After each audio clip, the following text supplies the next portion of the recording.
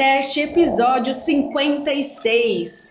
Passadas as comemorações de um ano, mês de fevereiro inteiro, tivemos vários convidados, tivemos os depoimentos que foram muito bacana, enaltecendo, homenageando o AgendaCast. O podcast merece, afinal, um marco muito especial que foi as comemorações. Estamos entrando no mês de março e retomando a série especial, iniciamos ano passado sobre a portaria 1467, destrinchando aí os capítulos, sessões, artigos de forma detalhada, e vamos focar nesse episódio com exemplos práticos para que tanto o RPPS quanto o servidor se identifique com esses exemplos e veja como proceder, veja as respostas, o que a portaria traz e as orientações acerca do tema. Entraremos na seção 1 do capítulo 2, que trata dos limites de contribuição, aquele valor que é retido na folha do servidor a nível de contribuição para o RPPS, para garantir aí o seu benefício ao longo do tempo, depósito que ele faz mês a mês para o recurso do RPPS, e tem outros desdobramentos que nós falaremos ao longo do episódio. E para tratar essa série, estou com um convidado que vocês conhecem, esteve participando o ano de 2025, 40% do AgendaCast. Estou falando do Éder Moraes. Bem-vindo, Éder, a mais um podcast. Mais um, obrigado, muito obrigado. Vamos ver esse ano qual será o percentual de participação. Tem um meta a ser batida. Vai superar ano passado? Tem que superar, né? Tem que ser um pouquinho mais sempre, não dá pra ficar menos. Vamos dobrar a meta? Se eu dobrar a meta, não vai ser mostrar ninguém, né? Vai dar 80% do podcast. É, porque são 50 e tantos episódios do ano, se for acima disso... Dobrar não, vamos deixar pro próximo ano. No próximo ano a gente vai chegar lá nesse número. Bacana. E considerações iniciais? Agradecer o convite, né? Agradecer pelo ano que nós tivemos, que foi maravilhoso. A gente inicia agora um novo ciclo do nosso agora não mais bebê, mas uma criança. Exato, já deu os primeiros passos, exato. Parou de gatinhar. Junto com a AgendaCast eu também acabo ficando um pouco mais experiente, né? Fiz aniversário no final de fevereiro, meus 34 anos, por mais que não pareça, as pessoas insistem em dizer que eu tenho 34, mas eu só tenho 17. Porque é ano bissexto. No bissexto é menos ainda, são 8, né? São 8 anos. Mas agradecer o convite, estamos fortes agora em 2026. É um ano que a gente até tem comentado, né? Que se a gente bobear, vai passar que a gente não vai ver. É carnaval, é Páscoa, é Copa do Mundo, é eleição, enfim. Né? Então a gente tem que estar muito atento. No seu caso, carnaval, aniversário, depois Páscoa. Páscoa e aí vem tudo de uma vez. Então é um ano intenso, não só para nós enquanto fornecedores de solução aos nossos clientes, mas também para os nossos clientes, né? Trocas de gestão, troca de governo, gente nova entrando, pessoas que não conhecem de Previdência, pessoas que são muito influentes no meio da Previdência. Então vai ter uma balançada aí no meio do nosso negócio esse ano, né? E o AgendaCast vem aí para trazer um pouco mais de conhecimento para essas pessoas que estão entrando no universo do regime próprio. Sim, acompanha essas mudanças. Todo ano o Ministério da Previdência traz mudanças, sim, alterações. Sim. Já tivemos esse ano algumas mudanças. E certamente haverá outras ao longo do tempo e nós falaremos aqui no AgendaCast. Entrando no nosso tema de hoje, trazendo um exemplo prático. O servidor que muitas vezes questiona o porquê que tem que reter 14% de contribuição do salário, da remuneração dele para destinar ao RPPS. E aí o questionamento que ele pode fazer, o município ou o estado está com as contas em dias. Por que não pode diminuir essa retenção para 11%, como era no passado, e deixar os 14% para a União, porque os 14% foi estabelecido pela União. Pela União, exato. O artigo 11 da portaria 1467 dá essa flexibilidade? É possível? Tem como. Não vou ficar devendo essa. E é muito interessante, assim, duas falas que você teve, né? Quem estabeleceu foi a União. Mas sempre foi a União que estabelece, né? Porque o texto constitucional diz que não pode, que tem que ser no mínimo o que é estabelecido aos servidores públicos da União. Então, por isso esse salto de 11% para 14%, né? E contas no azul, né? Um equilíbrio financeiro não equivale a um equilíbrio atuarial. Então, eu aqui na minha vida privada reparcelei dívidas, tá tudo ok, eu estou pagando, não estou no SPC, no Serasa, estou limpo, estou no azul. isso não me garante que nos próximos anos eu não venha a ter um problema novamente, né? Então, quando é feito um estudo atuarial, essa projeção ela vai de 75 anos, 100 anos para frente. Então, eu não posso simplesmente promover um declínio, um decréscimo, baixar a minha contribuição previdenciária por uma situação de momento, por um momento, né? Então, de fato, hoje, infelizmente, são os 14%. É a longo prazo, fixados. né? Aquele depósito mês a mês que é necessário ser feito a retenção para a subsistência do regime e garantir aí o benefício futuro para esse servidor que tem a sua retenção. Então, acontece muito, isso não é só os servidores, os brasileiros, ou quiçá a população em geral é assim, imediatista, pensa no hoje, não pensa no futuro. Então, se hoje está tudo bem, por que não? E aí, no futuro, na hora que tiver um desequilíbrio, aí sim eu vou e faço a revisão. Mas aí pode ser tarde demais. Vai chorar pelo leite derramado? Exatamente, pode ser tarde demais. Exato. Então, é essa questão que a legislação ela vem para mitigar. E não só a portaria 1467, que é uma portaria, mas as legislações, elas tratam muito disso. A própria Constituição Federal, a questão do equilíbrio financeiro e atuarial. Exato. A 9717... Então, o momento não pode ser confundido, né, com o todo. Então, a projeção ela é feita, como eu disse, em alguns casos, alguns atuários até 100 anos. Então, se identificar um potencial risco de déficit nos próximos 100 anos, já impede qualquer tipo de redução nas alíquotas de contribuição. Outro questionamento desse mesmo servidor, digamos assim, a questão de que, eu descobri que eu pago uma parte, um percentual, 14%, digamos assim, e a prefeitura ou o estado paga uma outra parte, a título de contribuição. Certo. Há um limite para essa generosidade, digamos assim, da prefeitura ou do estado, de pagar um percentual a mais ou não? Como que o artigo 11 da portaria trata essa questão? Primeiro que eu fico preocupado quanto tempo de serviço esse servidor tem. Se ele for novo no serviço público, eu até vou dar uma colher de chá para ele não saber. Né? Agora, se é um servidor há muito tempo, eu vou dizer, amigo, vamos ficar mais próximo do regime. Vamos estudar um pouquinho. Vamos ficar ali maratonando a Agenda Cast. Né? E outro ponto é que não há uma generosidade. Né? Há uma imposição legal, também constitucional, em que fixa e delimita que essa contribuição será no mínimo igual à do servidor e no máximo o dobro. Mas eu já percebi que tem previdências que contribuem com muito mais do que 28%, vamos assim dizer, né? Mas há uma escala de contribuições, né, Elida? Eu tenho a contribuição ordinária ali, que é a patronal, mas eu tenho questões de custo especial, de aporte, que são outros tipos de contribuição que, se somadas, ultrapassam o dobro do que é contribuído pelo segurado. Mas, via de regra, se você olhar para uma relação patronal, né, e segurado, né, empregado e empregador, o mínimo é o mesmo que o empregado contribui e o máximo é o dobro desta contribuição. Né? Isso não mudou com a reforma da Previdência, continua, isso é mantido, a portaria só ratifica. Ela não traz isso de maneira muito tácita, né, mas assim, muito objetiva, muito clara, mas se você voltar na 9717 ou na Constituição Federal, você vai conseguir ver isso de maneira clara. Mínimo os 14, máximo os 28. Claro, gente, isso é um exemplo assim que eu estou dando com os parâmetros que a gente tem hoje. Mas é no mínimo a contribuição do servidor e no máximo o dobro dessa contribuição. E aí esse mesmo servidor... Ele é danado. Vai ser o mesmo, Meu muitas perguntas. Deus do céu. Esse servidor era eu quando comecei na Previdência? Quem sabe?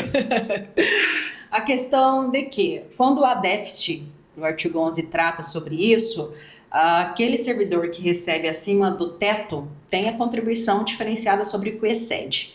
E aí o questionamento é, será que não há aí um desequilíbrio da balança para quem contribuiu a vida toda? E essa contribuição apenas ao que excede, etc. Explica um pouquinho sobre isso. É polêmico, né? A gente viu 2019 para cá uma mexida muitos bacana, debates, muitos né? movimentos. Sim. Iguala-se a condição dos militares quando se criou o sistema de proteção social dos militares também, porque as legislações que nós tínhamos de contribuição eram voltadas para o civil, e aí entrou a 3.954, arbitrando 9,5%, depois 10,5%, e aí não se aplicava, tem dobro do teto, não tem dobro do teto, virou aquela confusão. Mas a gente não pode confundir remuneração de contribuição com proventos de inatividade. E a gente também tem que ter em mente que o regime ele é solidário. né? Então, eu mesmo inativo, mesmo eu não tendo mais uma remuneração de contribuição, eu sou obrigado a contribuir solidariamente ao regime, pela sua sustentabilidade. Então, o que acontece? Essa isenção, ela pode acontecer, via de regra, um salário mínimo, 2 salários mínimos, 3 salários mínimos, ou até esses que mantiveram o teto do regime geral, né? Só que não é uma punição ao servidor, não é uma punição, é uma obrigação solidária que o servidor aposentado, inativo, o militar reservado ou reformado, ou o próprio pensionista que nunca contribuiu nada, né, porque ele não era ativo e tem um benefício derivado, passa a contribuir pela sustentabilidade do regime. Tá? Ah, mas isso não vai aumentar o valor do meu benefício, eu tenho que contribuir, eu não tenho retorno nenhum disso. O seu retorno é a manutenção do seu benefício, é a manutenção do regime, é a manutenção do que é pago mensalmente ao regime, né? E é até interessante que lei local às vezes prevê essas faixas de isenção e essas mesmas leis locais prevê a não contribuição patronal pela parte do segurado. Até porque seria no máximo um ajuste de contas, né? Eu ia tirar do meu bolso esquerdo e colocar no meu bolso direito, né? Alguns prevê, outros não. Mas é importante destacar que não é uma contribuição que venha, por mais que ela venha pesar no bolso do servidor, mas ela não tem um caráter punitivo. Muito pelo contrário, ela tem um caráter colaborativo em função da manutenção da estabilidade do regime. E seguindo os princípios, né, também a solidariedade do regime. Exatamente. Enfim, tudo que nós já falamos, inclusive o fato de ser repartição simples, o regime que os RPPS, a grande maioria, adota, todos contribuem para pagar, a geração atual, ela contribui para pagar a geração passada que está aposentada. Exato. E por aí vai, né? Então, a questão da solidariedade.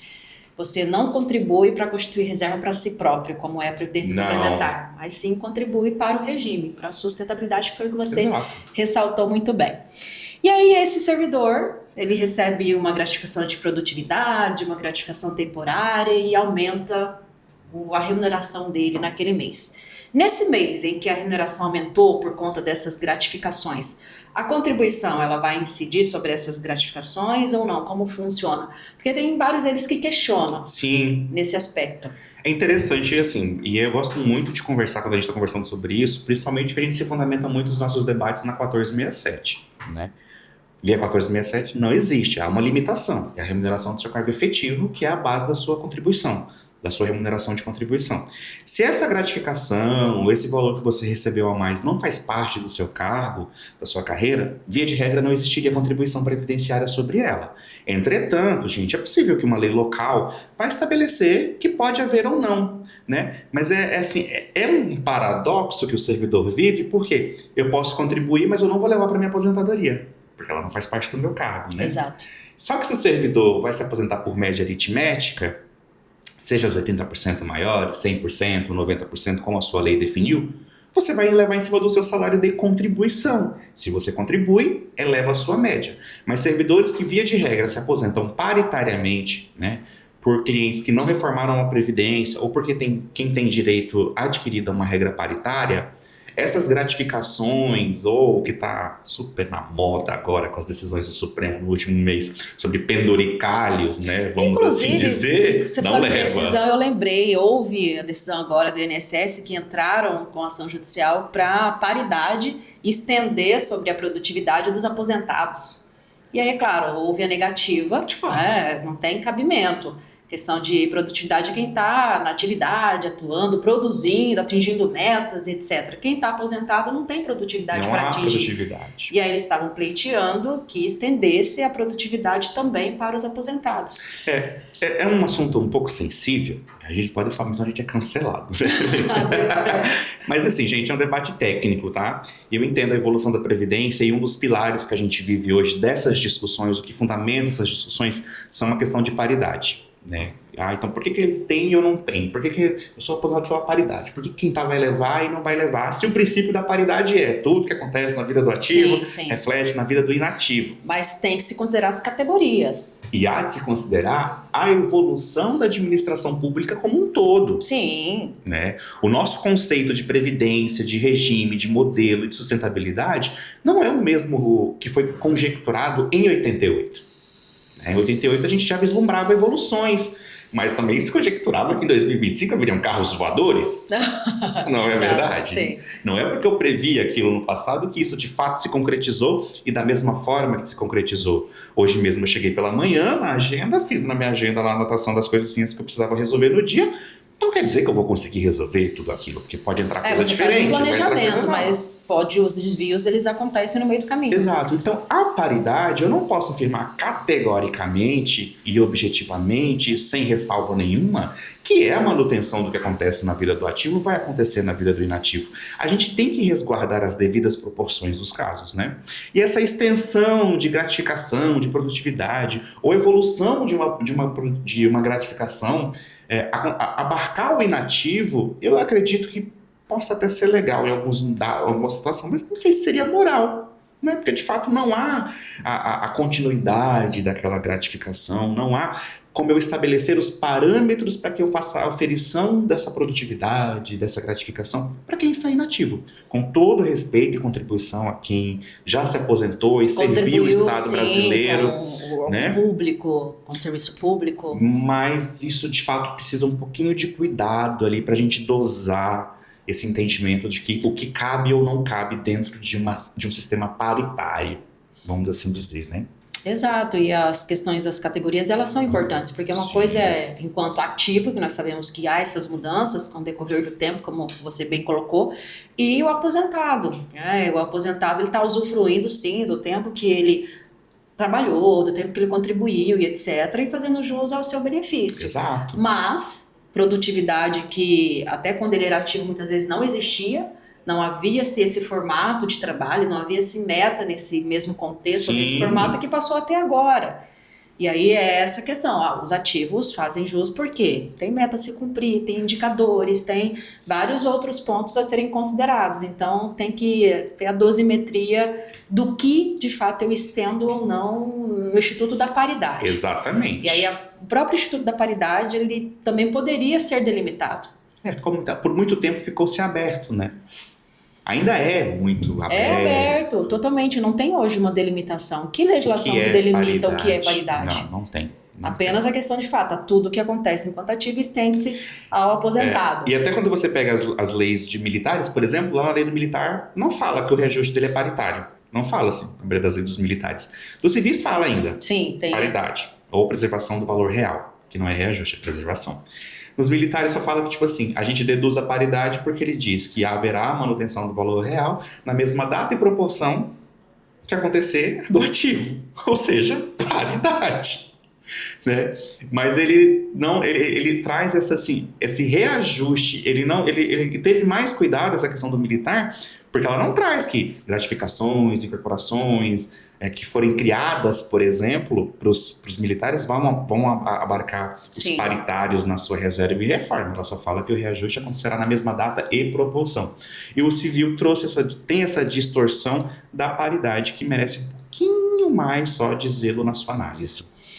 Se nós fôssemos falar aqui de paridade, tem muita coisa a ser considerada, muitos julgados, muitas ações judiciais já acerca do tema. Exato, somos pares, mas não necessariamente somos iguais. Merece um episódio sobre esse tema. Filosófico, né?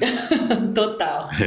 Caminhando para o fim do nosso episódio de hoje, uma última perguntinha em relação a... Vamos fazer uma conexão aí, nós falamos já do imposto de renda um pouquinho, em episódios anteriores, inclusive da DIRF, que foi os primeiros episódios de fevereiro comemorativos. Acompanhei. Em relação ao imposto de renda, nós até colocamos, o mote do governo é quem ganha mais, paga mais, quem ganha menos, paga menos. Então, aumenta-se o percentual de acordo com o que a pessoa ganha, o valor que a pessoa ganha e tal. Como que nós podemos trazer isso para o contexto, né, das contribuições e tal, e como fica o funcionamento do imposto de renda, considerando aí os limites de contribuição? São dois pontos que a gente precisa trazer, né? Essa escadinha na contribuição previdenciária, ela só acontece quando não há déficit. Ou seja, detalhe importante. Eu não posso baixar de 14 para 11, mas eu posso escaloná-la. Né? Fica interessante. Então, assim, quando não há déficit, eu posso fazer essa conexão. Então, quem ganha mais vai pagar mais, quem ganha menos vai pagar menos, porque eu vou usar essa escala progressiva. Assim como acontece no regime geral. Né? Aí, no final, a gente tem aquela alíquota efetiva, que certamente ficará inferior a 14. Eu acredito que no regime geral, quem contribui com teto hoje está em uma alíquota efetiva com um pouco menos de 12%. ou seja, eu não pagaria 14, pagaria 12, né? E isso tem um impacto direto no imposto de renda. Então, assim, e é importante dizer para todos, que todo acredito que a maioria saiba, que imposto de renda retido na fonte nos entes federativos dos seus servidores é receita incorporada à receita do ente federativo. Sim. Ela não vai lá para a União, para a Receita Federal. Então, essa conexão de receita e despesa que ele tem, de contribuição previdenciária e imposto de renda, impacta diretamente aqui.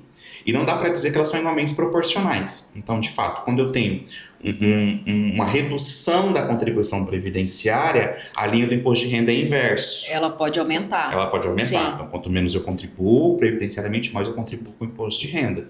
Porque a contribuição é deduzida ali no imposto de renda. Então, Exato, ela entra na quanto base maior, dedutiva. um pouquinho maior a dedução. Quanto Perfeitamente. menor a dedução. Isso vai acontecer. Óbvio que elas não são nas mesmas proporções, né? E a gente também tem agora a questão da reforma do imposto de renda, que até 5 mil é isento e até 7.350 tem aquela escala.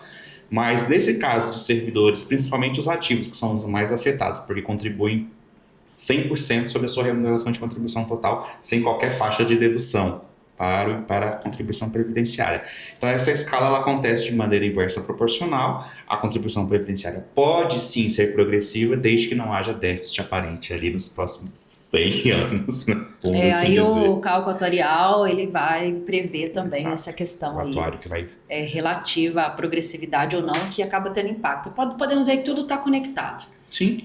Tá, eu vou falar imposto de renda, conecta com vários outros pontos, o cálculo atuarial também, ele conecta, enfim, vários assuntos do RBPS é assim. Uma coisa tem impacto à outra. Totalmente. Até nos pré-verb a gente sempre fala, os módulos são dependentes, né? Nosso único módulo autônomo que a gente consegue trabalhar sem o outro é aplicações financeiras, que depende somente dele, né? Mas os demais módulos são totalmente conectados e um dependente do outro. Assim como no RPPS, folha é consequência de um processo de concessão e de um cadastro bem feito.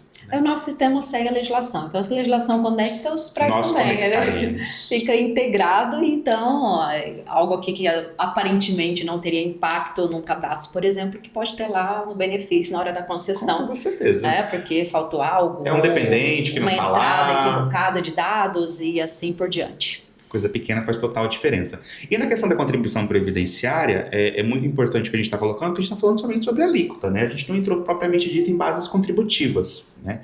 As prefeituras possuem as suas escrituras, seus registros de bases contributivas, mas é muito importante que o RPPS, do seu lado, também tenha. Porque reter contribuições a menor acontece muito, né? E é prejuízo para o RPPS, né? É a hipoarrecadação.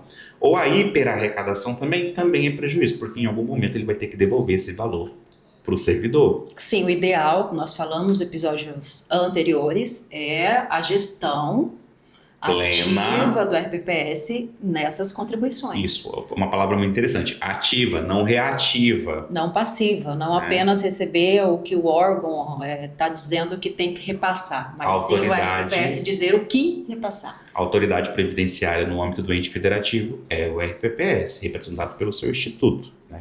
Vamos assim generalizar, que nem todos são institutos, mas vamos colocar aqui pelo seu instituto. Então, ele é a autoridade de dizer o que é base contributiva e quanto é a base contributiva dos servidores, né? Nesse caso, o ente federativo, o município, o estado, sim é reativo. Tem que receber, conferir e pagar. Exato. Podemos ver que essa seção 1, ela é bem rica nesse quesito dos limites de contribuição. Sim. E são as contribuições que são pilares, um dos pilares do RPPS. Sem contribuição, como vai ter benefício futuro e RPPS? Não consegue o RPPS ficar em pé.